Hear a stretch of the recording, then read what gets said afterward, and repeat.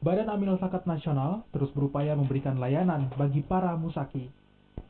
Di perayaan Idul Adha kali ini, Badan Amil Zakat Nasional membuka ruang bagi instansi dan relasi Basnas untuk menyalurkan dana kurban.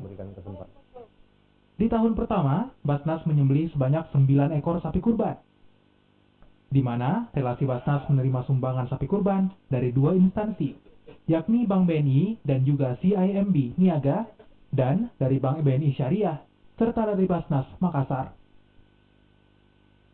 Ini merupakan inovasi dari Basnas untuk meningkatkan layanan Basnas dalam pengelolaan dana sosial keagamaan lainnya dalam bentuk kurban, yang merupakan ide dari Ketua Bidang 1 Pengumpulan Zakat Basnas Kota Makassar, yakni Kiai Haji Alwi Nawawi.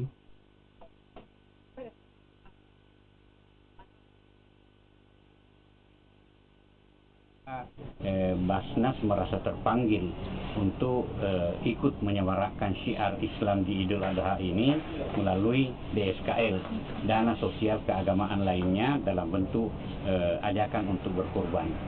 Dan untuk tahun ini adalah merupakan langkah awal dari kami di Basnas untuk mengajak selain orang dalam dari komisioner dan pelaksana yang ada di Basnas, juga kita ajak di masyarakat di luar.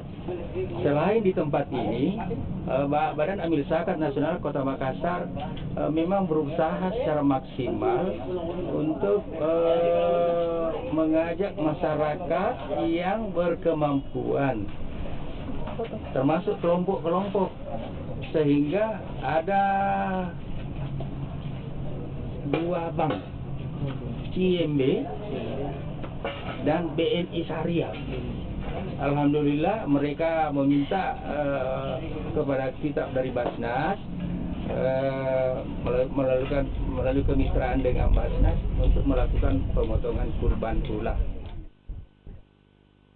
Penyerahan daging kurban dilakukan langsung oleh Ketua Badan Amil Zakat Kota Makassar, Anis Sakaria Kama, kepada para penerima daging kurban yang merupakan warga menengah ke bawah.